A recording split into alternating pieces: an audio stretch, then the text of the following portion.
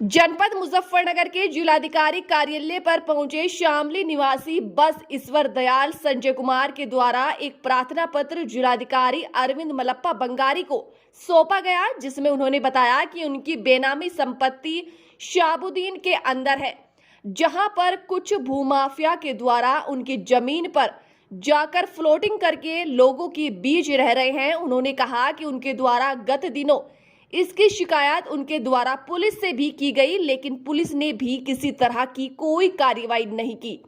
उन्होंने कहा कि लगातार भूमाफिया उनकी फर्जी तरीके से राजस्व कर्मचारी के द्वारा बिना किसी आदेश के खतौनी बनाकर लोगों को ठग रहे हैं।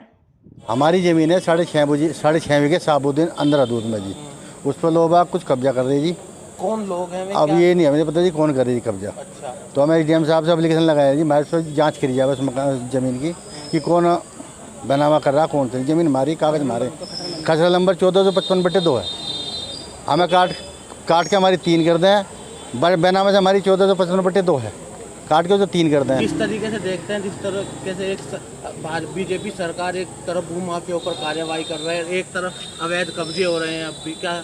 तो हमें तो उम्मीद है जी भाजपा सरकार हमारा काम सही हो जाएगा। हमें तो ये उम्मीद आश्वासन लेकर आए जी कि काम सारा वहाँ पे जो भी काम करेगा वो डीएम साहब से हमने बात की, कहने सही करेंगे जी हम काम। जब आप अपनी ज़मीन पर गए किसी तरह का कोई विवाद हुआ? हाँ, हमारा झगड़ा भी होता पीछे थी। अच्छा। हमने थाने में रिपोर्ट भी करवाई थी वहाँ वहीं, लेकिन उस पर कोई कार्रवाई नहीं हुई भाई। कौन लोग हैं जो कब्जा किए हुए हैं? ये नहीं कह सकते भाई कि कौन कर रहा है झगड़ा। जो कब्जा कर रहे थे उन पर हमने रुकवा था, तहसील में वहाँ थाने में रिपोर्ट देगा, वहीं थाना था वो चौकी पे।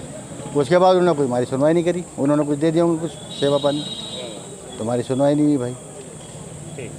हैं शामली के, आज इन्होंने भूमाफियाओं को के बारे में कुछ बताया कि हमारा कोई प्लॉट बिक रहा है कहीं।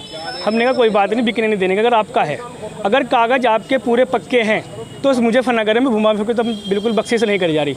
योगी सरकार में जो भूमाफिया होगा, जितने भी भूमाफिया सब पे मुकदमा कायम हो रहे हैं, और डीएम साहब के नेतृत्व डायरेक्ट योगी जी से बात होती है, यही कहा जाता है कि कोई भी भूमाफिया बचेगा नहीं। किस तरीके से देखते हैं, जिस तरीके से आप बीजेपी के यहाँ के कार्यकर्ता भी हैं, पदाधिकारी भी हैं, और एक तरफ फिर आपको डीएम साहब से खुद यहाँ मिलने आना पड़ रहा है? देखिए, डीएम साहब से मेरा शिकायत करने ऐसा है, मैं शिकायत करने तो है कि कोई आदमी मिलता है तो लिखित में कागज, क्योंकि सरकारी मशीनरी जो इलाज करती है, मैं तो नेता हूँ, मैं तो काम जनता की सेवा करना है। इन्होंने मुझे प्रयास किया मेरे से, मैंने कहा ऐसे मेरी सरकार में ऐसा बिल्कुल नहीं हो सकता कि कोई भूमाफिया किसी को परेशान कर दे।